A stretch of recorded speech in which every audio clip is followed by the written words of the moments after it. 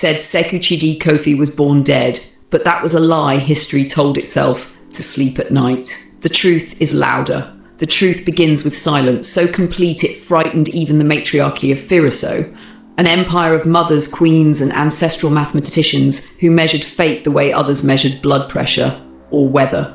When Sekou slid into the world, slick with afterbirth and prophecy, there was no breath, no cry, no spark in the quantum lattice monitors hovering above the birthing dice. The midwives froze, the priest engineers shut down their chant engines, the elders tasted iron in their mouths and whispered the old word for curse, the one that meant the universe had blinked the wrong way. A stillborn son of Phiriso was not merely tragedy, it was accusation. They wrapped him in mourning fibres woven with nanite seals and rushed him through the 4 purification trials before burial rites could lock his soul away. His body was ferried across dust-scorched skyways to Krokuta, the kingdom of analysis, where life was not assumed but proven. There, under cathedral-sized scanners and ancient stone arches etched with equations older than speech, they opened him. And Sekou Chidi screamed. Not a baby's wail. A rupture, a sound like something tearing its way into existence against resistance. The scream shattered ritual glass, overloaded spectrographs, and forced 3 attending sages to their knees. His lungs filled with air as if they had been waiting centuries for permission. His heart ignited. His eyes, too old, too aware, opened on a world that had already tried to erase him. The panic didn't stop, it sharpened. For 3 years, Krokuta studied him. They mapped his cells, charted his dreams, interrogated the dark spaces where his soul should have settled quietly. That was where they found it. The thing lodged deep and coiled, ancient and wrong. An Adue echo. Not possession, they insisted. Contamination, residual malevolence clinging to a child who refused to die. When they declared him fit to move on, the word fit tasted like a compromise. Sekou Chidi was scribed to Sissi Lande, the gilded maw of stories and record keepers, because wherever the child went, his story travelled faster. People spoke of him in hushed, fascinated tones. He did not cry often. He watched, he learned, he survived illnesses that should have taken him. When storms hit the citadels, he stood at windows and smiled as if greeting an old adversary. The scribes wrote only one phrase beside his name, will to live. After 3 years of living, truly living, he was escorted onward. The citadel of Impisara rose from the earth like a blade half-drawn, a black spires laced with glowing veins of future tech and ancestral glyphs. Here children were made into something else. For 3 years, Sekou trained in body, in mind, in the violent mathematics of survival. For 3 more, he trained under his Oba Impisi, a towering figure whose voice could cut through steel and doubt alike. They taught him to fight, to endure, to pray with his fists and think with his scars. Then came the trial of solemn divinity. He was sent alone, stripped of certainty, into the figurative womb of rebirth, tasked with finding his way to the tables of Kanenka, where those deemed worthy left footprints carved into eternity. Instead, Sekou Chidi walked into the Mordran's embrace of Nakra, a land that swallowed light and returned only screams. It was there he met Io. She was fire-wrapped in discipline, older than him by years and experience, a warrioress whose eyes missed nothing and forgave less. She tested him immediately, blade flashing, laughter sharp, measuring whether he was burden or brother. And with her was Esai, tall, statuesque, blind in sight, yet devastatingly present. She saw without eyes, felt without touch. Power lived in her muscles and in the quiet gravity that bent others toward her without consent. They were 3 paths bent toward the same trial. For 3 years, into 3 years, they endured separately, together, intersecting only at moments of shared blood and shared breath. When the Edue creature struck, vicious, reality-warping, wrong, Sekou Chidi did not hesitate. He stepped between Essie and annihilation and did something Io had never seen by sight, and Essie felt like a solar collapse through empathic space. He died. Again. Io screamed his name until her voice broke. Essie stood silent, confidence shattered into confused fragments. Then, under the 3rd moonlight, Sekou Chidi resurrected. Flesh rewrote itself, breath returned, destiny clenched its fists. They moved on, shaken and bound tighter. Bultungin Reach should have been a myth. Instead, it greeted them with red skies and watcher stones older than memory. Warrior priests Bodhi and Akan found Sekou first, bearing the shoulder pelt of a golden saber-toothed hyena head, symbols of ancient purification. They fed him, watered him, and spoke his name as if they had always known it. They separated the trio with precision that felt rehearsed by fate. Io was taken by the Lindiwe, militaristic priestesses who spoke logistics like liturgy.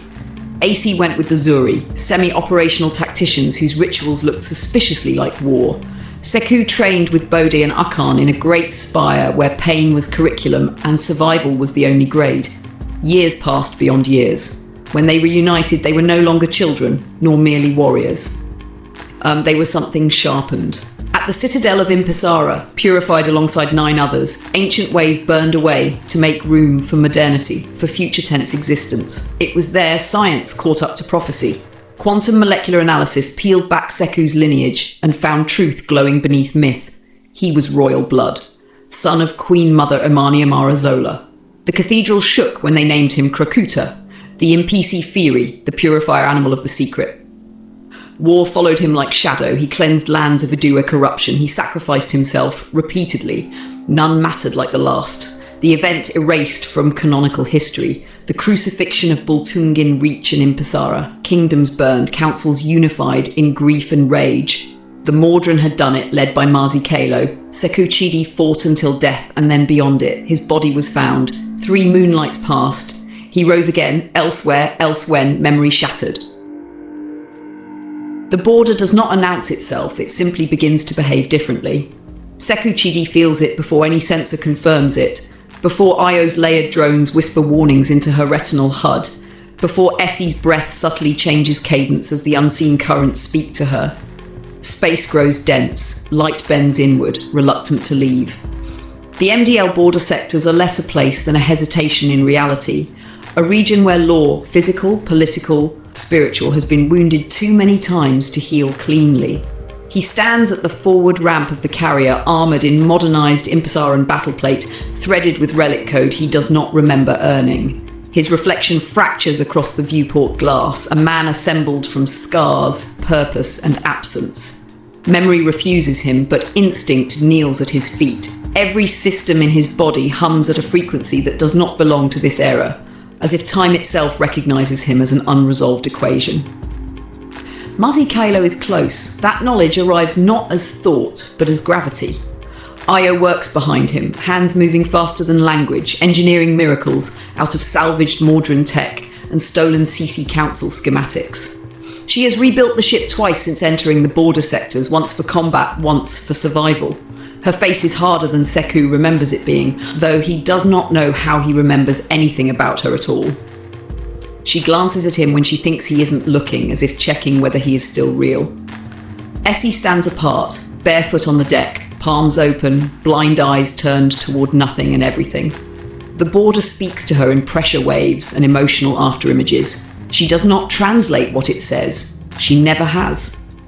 But her silence grows heavier the deeper they travel. They are not alone. The first attack comes without warning. Mordran scouts fused with Due flesh, their bodies elongated and jointless, moving like errors in rendering. They breach the carrier's perimeter in a storm of phase-shifted blades and screaming code. Sekou moves before command protocols activate. His body knows what to do. Combat unfolds around him like a remembered dream. He tears through enemies with brutal efficiency, hands glowing with purification energy that burns not hot but clean, unraveling corruption molecule by molecule. The Due scream when he touches them, not in pain but recognition. Io covers him with suppressive fire, her weapons adapting mid-burst. Essie steps into the fray with impossible calm, breaking spines and reality alike with blows that land exactly where they must. When it is over, wreckage drifts like ash. Sekou stands among the remains, chest heaving, heart pounding too slow for adrenaline alone. Something inside him is awake now. Something old, coiled, familiar. He hates how right it feels. They land on the outer rim of the sector, where Kalo's signature pulses from a citadel grown out of black crystal and repurposed starship hulls. It is alive. Not metaphorically. The structure breathes, contracts, feeds. A Due architecture perfected through centuries of stolen evolution. Inside, time breaks.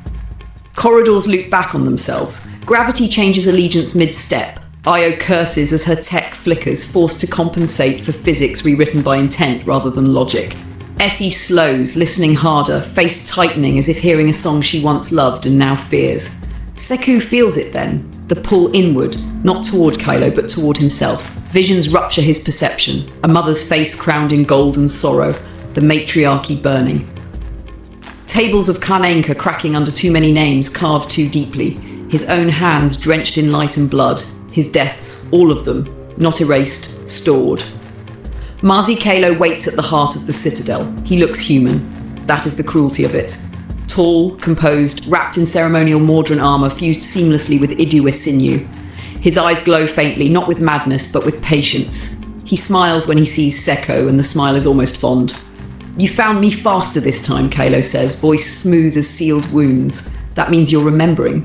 Sekou does not answer. His body vibrates, energy threatening to tear free. The Impisi Fury stirs, not a title, not a mantle, but a living force clawing toward expression.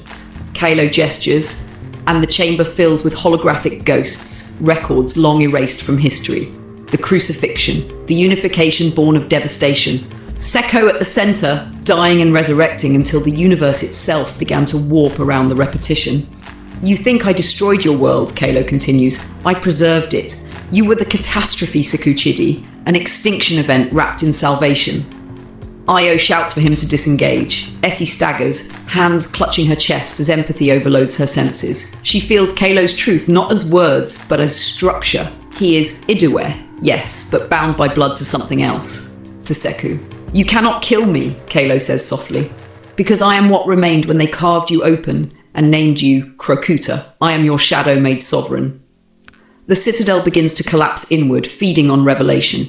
Sekou feels the ancient echo inside him surge, answering Kalo's presence like a missing limb snapping back into place. Power floods him, terrifying, intoxicating, complete. He steps forward, light and darkness braid around his hands. And for the first time since his resurrection, Sekou Chidi Kofi understands that vengeance is not what has brought him here, it is choice. The citadel seals, the border sectors scream, and Sekou makes a decision that fractures the future before anyone else can see it coming. The decision does not announce itself with words, it detonates. Sekou Chidi does not strike Mazi Kalo, he does not retreat, he opens himself.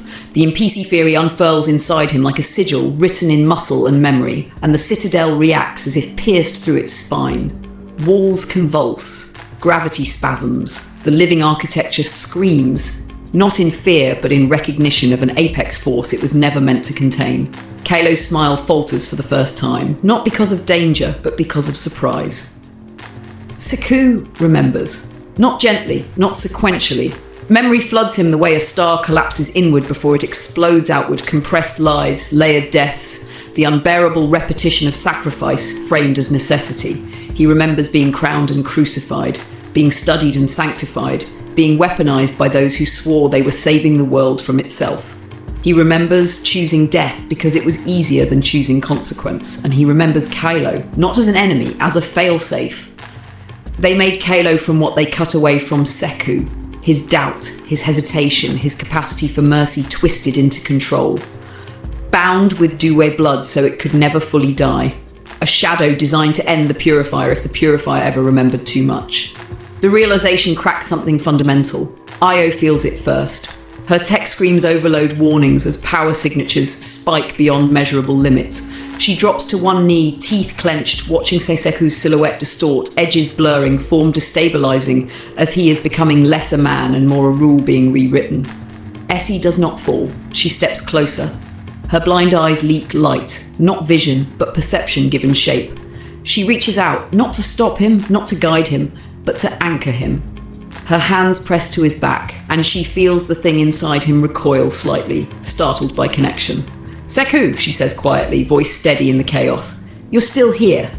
Kalo recovers, spreading his arms as the citadel reshapes itself into a vast cruciform chamber, echoes of a crucifixion the universe tried to forget. "You see now," he calls over the roar, "you were never meant to end me. You were meant to become me." Sekou turns. The movement alone sends a shockwave through the chamber. Kalo braces, claws emerging from his forearms, Uduwe flesh rippling with adaptive intent.